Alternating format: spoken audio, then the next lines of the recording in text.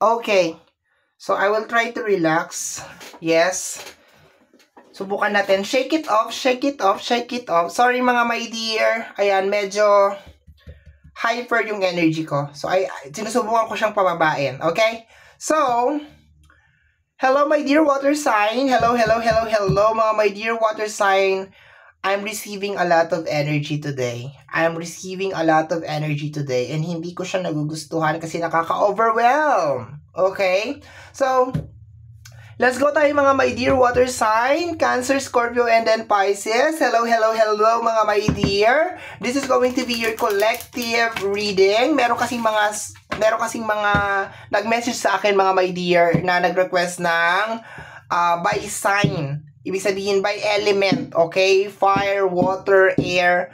And itago na lang natin, my dear, sa palayaw. Ay, tago na lang natin, my dear, sa pangalan na earth sign.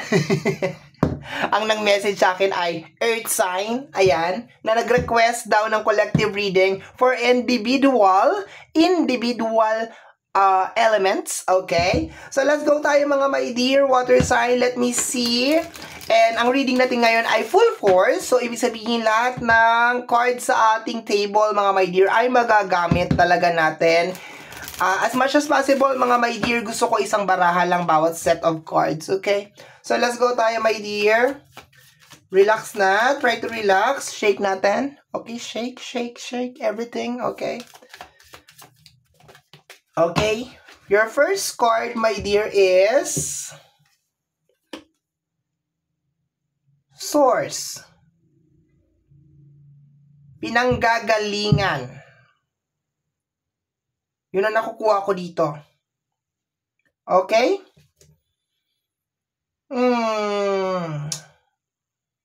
Okay, parang, where is your source of electricity? Where is your source of water? Diba? Parang ganon. Saan nang gagaling? Ganon siya, my dear. Saan nang gagaling? Ang ano? Okay, yun ang tanong. Ang ano? Okay? So, dagdagan natin yan, my dear water signs. Saan nang gagaling ang ano? Let me see. Additional cards. Isa lang. Wag masyadong, sabi ko sa iyo yung energy today is really grabe. Okay? What is this? Alam mo, na-excite ako. Na-excite ako, my dear. Okay? Let me see. Nightmare, suffering, darkness. Okay. So, my dear water sign, ang reading na ito, sasabihin niya sa'yo kung saan nanggagaling itong nightmare mo. Itong bangungot na to, my dear. Okay? And as we go along, tama ba? In English pa more. Habang tayo nagpapatuloy, my dear, sa ating reading, of course, makikita natin yan detail by detail. Okay?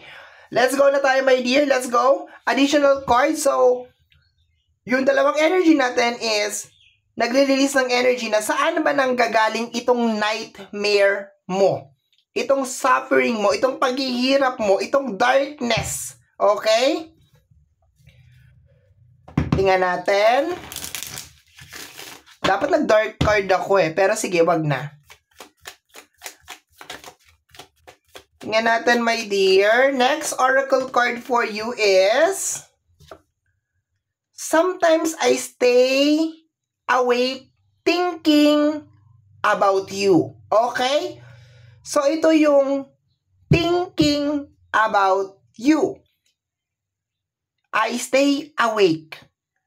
Ibig sabihin, napupuyat ako or hindi ako makatulog, kaiisip sa'yo.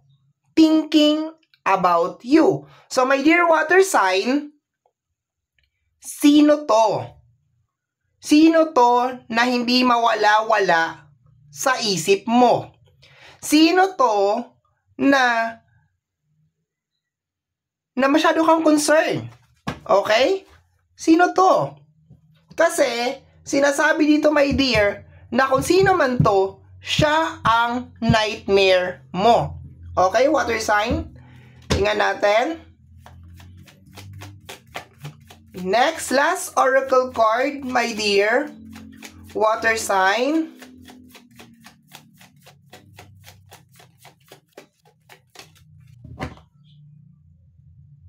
Okay. I am coming. Trust. I am coming, trust. Teka lang ha. I am coming, trust. Ay! Teka. Trust? May kinalaman sa trust issue? Okay, dadagdag ako, my dear. Okay, dadagdag ako kasi medyo napanganga ako dito sa card na to. Hindi kami nag-connect. Okay, hindi kami nag-connect ng card na to. Okay, let me see. Let me hold you. Let me hold you. And then energy ng trust. Pakiramdam ko may kinalaman sa pagtitiwala, my dear. Wala kang tiwala sa kanya. So, yun yung nagkukos ng suffering mo. Okay? So, merong tao na wala kang tiwala sa kanya, my dear. Sa energy ng let me hold you, parang, alam mo ba my dear, yung pakiramdam na, parang paano ko ipagkakatiwala sa'yo lahat? Paano ko sasabihin sa'yo lahat? Parang ganun. May trust issue nga ako sa'yo. Okay? So, ang dami mo sigurong question, my dear, sa tao na to. As in, sobrang dami mong question sa kanya. Okay? To the point na parang, hindi mo siya mapagkatiwalaan. Yun ang nakukuha ko. Yun lang. Okay? So, let me see, my dear water sign. So, dito pa lang, my dear, alam na natin kung ano yung nagpapahirap sa'yo. Ang nagpapahirap sa'yo, my dear, is yung kaiisip mo, my dear, yung pagtakbo ng isang energy sa utak mo, isang tao, na posible yung issue ninyong dalawa ay may kinalaman sa trust and pagtitiwala. Okay? Parang paano pa kita pagtitiwalaan? Okay? Ang tanong, continue pa rin ba yung connection ninyo, my dear? Okay? Continue pa rin ba? Kausap mo pa rin ba to? Kasama mo pa rin ba sa bahay to? Okay? So, tingnan natin. I think very controlling yung tao na yon. Okay, very controlling siya. Tingnan natin ha. 8 cards for additional message, my dear water sign. Siguro may trust issue ka, my dear.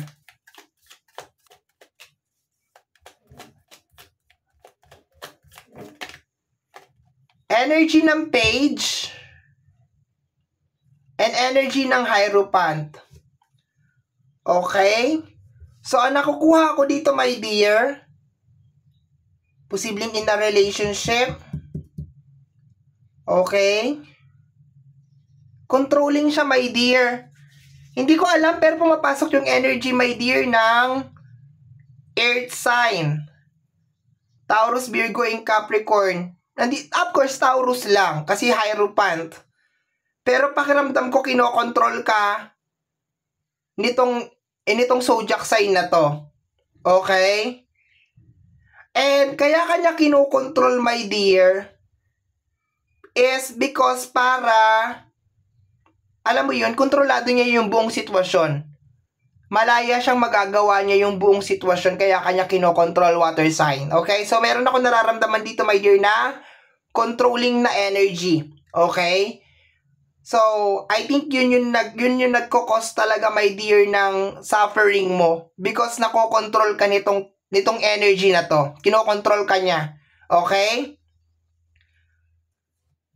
And, hindi mo rin sure, my dear, kung dapat ba na magpakontrol ka sa kanya. To the point, my dear, na nagko-cause to, my dear, ng suffering sa'yo, or nagko-cause to ng nightmare sa'yo, I think dapat hindi ka nagpapakontrol sa kanya. Kasi parang pakiramdam ko meron kang trust issue sa kanya eh. Yun ang nakukuha ko. And once kasi na magkaroon ka ng trust issue sa isang tao, it is automatic no. Huwag mong i-share sa kanya yung mga personal details, bank account mo, sahod mo, yung mga ganon. Kasi may trust issue ka sa kanya. Okay? Or anything na nangyayari sa buhay mo. Kasi may trust issue ka nga sa kanya. To the point, my dear, na very controlling tong tao na to, there's a tendency, my dear water sign, na baka nag-iisip ka rin, my dear, na baka yung mga alam niya tungkol sa'yo ay magamit niya laban sa'yo.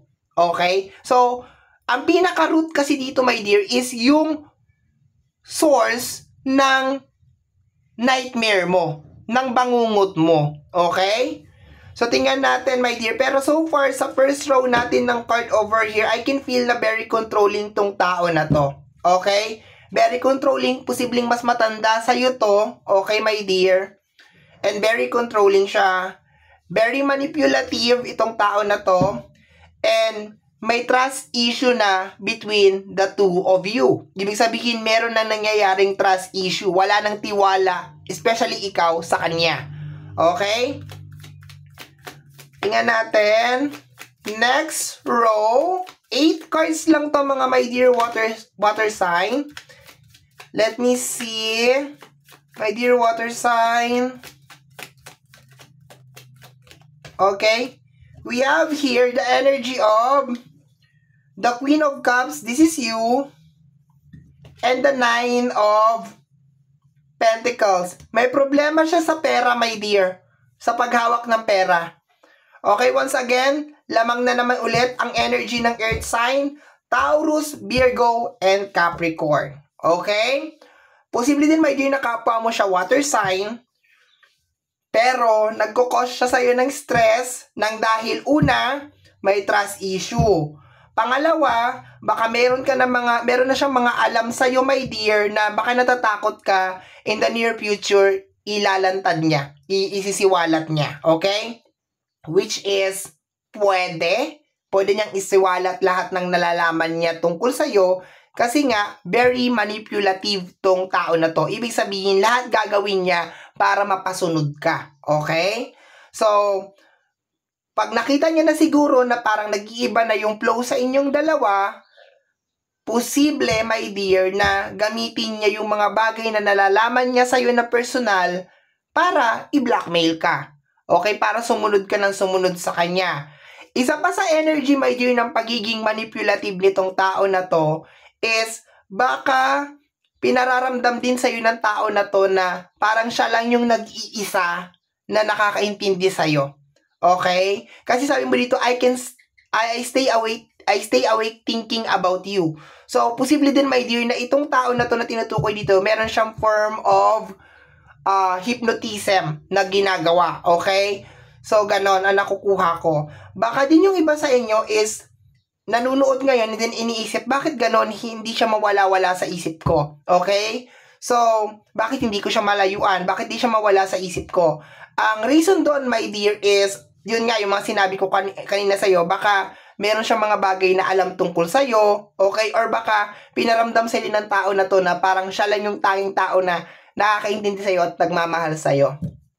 Okay? So, yun ang nakukuha ko, my dear. Pero so far, sa mga susunod na mga araw, nakukuha ko, my dear water sign, na you will be receiving messages galing sa ating buong may kapal, the creator of heaven and earth, tungkol sa tao na to. Na posibleng makatulong para makagawa ka ng mga desisyon. Pero so far, sinasabi lamang dito sa reading na to na ito yung tao na ito yung energy, ito yung pinanggagalingan ng suffering mo. Ito yung dahilan kung bakit hindi ka nakaka-move forward, or ito yung dahilan kung bakit nagkakaganyan ka, my dear water sign. Okay? So, let's go tayo sa ating third row.